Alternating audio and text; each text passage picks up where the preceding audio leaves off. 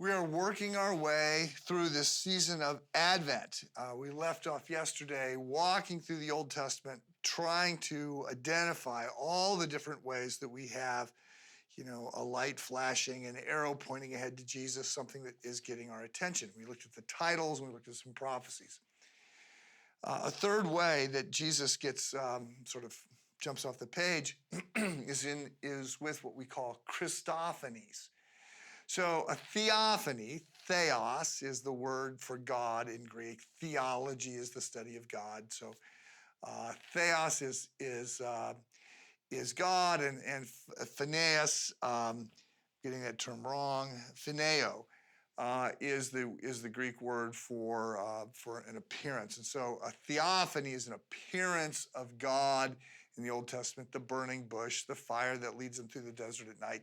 We have these theophanies in the Old Testament. So we also have Christophanies. So Christos is the Greek word for Messiah, and a Christophany is an appearance.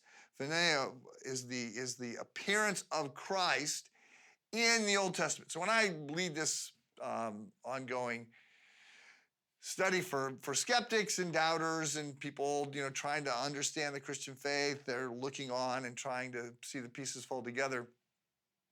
One of the big surprises is always when they hear this claim that you want to back up to the beginning to understand Jesus. So you want to back up to his beginning. And most people try and start with his birth. But he's not like us. Jesus is God. He exists in eternity past as God. Everything that was created is created through him. He is God in the past. And then at the Christmas time, the first Christmas, he takes on flesh, carnos, the Latin word for flesh. He is incarnated. So before he is incarnated, he makes a number of appearances in the Old Testament. We have these Christophanies. And so in Genesis 18, we have an appearance to Abraham. Two angels and one greater than an angel talks to Abraham. It's Jesus. We have the whole Shadrach, Meshach, and Abednego when they get thrown into the fiery furnace, and they report there's four in there. One looks like the Son of Man, and indeed it's because there are four in there. Jesus is in the fire with them. You have other cases. Genesis chapter 32, Jacob is going to wrestle with God, with a man. And he ends up, later it says it's not just a man, it's God. Well, he's wrestling with Jesus. So we could go on. There are these places that talk about God manifesting himself in the Old Testament as a person. And so that is Jesus. So we have the Christophanies. We also have another whole category of things in which Jesus' life is somehow foreshadowed by something that takes place or by some event or some item in the Old Testament. And we realize that's pointing ahead. So the offices of prophet, priest, and king, which will all be perfectly fulfilled in Jesus. He will be the ultimate prophet. He will be our high priest. He will be the King of Kings. So those offices are pointing to how God is working through his people, and they all come together in Jesus. You have the sacrifice.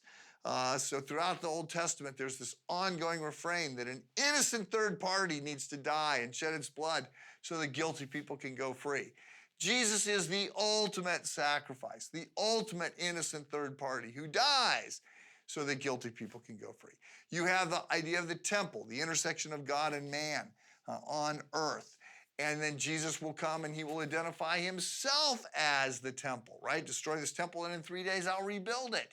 He's talking about himself.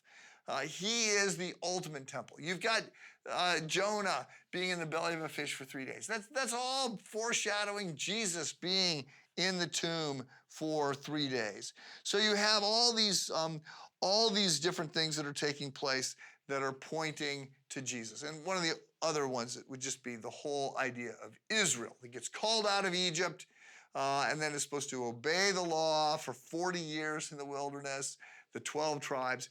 Jesus will be the true and perfect Israel that's called out of Egypt. Remember, after he's born, they go to Egypt for a short while. Then he's called back from Egypt. So he's called from Egypt. He spends 40 days in the wilderness during a time of testing in which he's ultimately keeping the law and proving faithful. And then he will have 12 apostles that point to the 12 tribes because he's replacing Israel in that sense.